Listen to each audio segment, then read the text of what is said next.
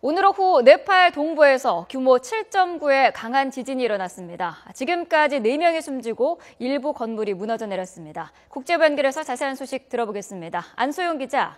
네, 국제부입니다. 네, 사상자 규모가 점점 늘어나고 있는 것 같은데요. 어떻습니까? 네, 일단 한국인 피해는 아직까지 없는 것으로 집계됐습니다. 하지만 네팔과 중국 언론 등은 중국인 관광객을 포함해 적어도 4명이 숨졌다고 전했습니다.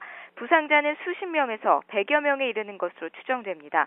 로이터 통신은 네팔 국경 부근 인도의 한 마을에서 가정집 담장이 무너져 내리면서 15살 소녀가 숨지고 네팔 수도 카트만두에서도 무너진 동상에 깔려 역시 한 소녀가 사망했다고 보도했습니다.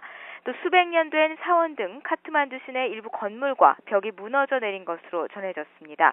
네팔 주재 한국 대사관은 현지 언론이 지진 발생 지점을 카트만두에서 동남쪽으로 150km 떨어진 시투안으로 전하고 있다면서 한국인 왕래는 거의 없는 곳이라고 설명했습니다.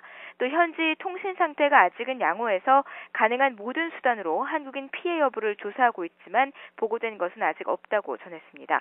지진은 현지 시각 오늘 정오, 한국 시각 오후 3시쯤 발생했습니다. 미국 지질조사국은 지진 규모가 7.9라고 밝혔습니다. 지진이 발생한 곳은 250만 명이 거주하는 인구 밀집 지역이고 낡은 건물이 많아서 피해 규모가 계속 커질 우려가 있습니다. 네, 규모 7.9면 강진인데 여진이 발생할 가능성도 있을까요? 네, 첫 지진이 발생하고요. 1시간 뒤에 규모 6.6의 여진이 발생했습니다. 인도 뉴델리에서도 여러 차례 여진이 이어졌습니다. 네팔 정부는 추가 여진 가능성을 우려해서 주민들에게 집 밖으로 대피할 것을 권고했습니다. 첫 지진의 진동은 인도 뉴델리와 파키스탄 라호르 등 인접국가 일부 지역에서도 감지됐습니다. 네팔에서는 1934년 카트만두 동부를 강타한 규모 8.0 이상 최악의 강진으로 수천 명이 숨졌습니다. 1988년에도 동부 지역에서 규모 6.5의 지진이 발생해서 720명이 숨졌습니다.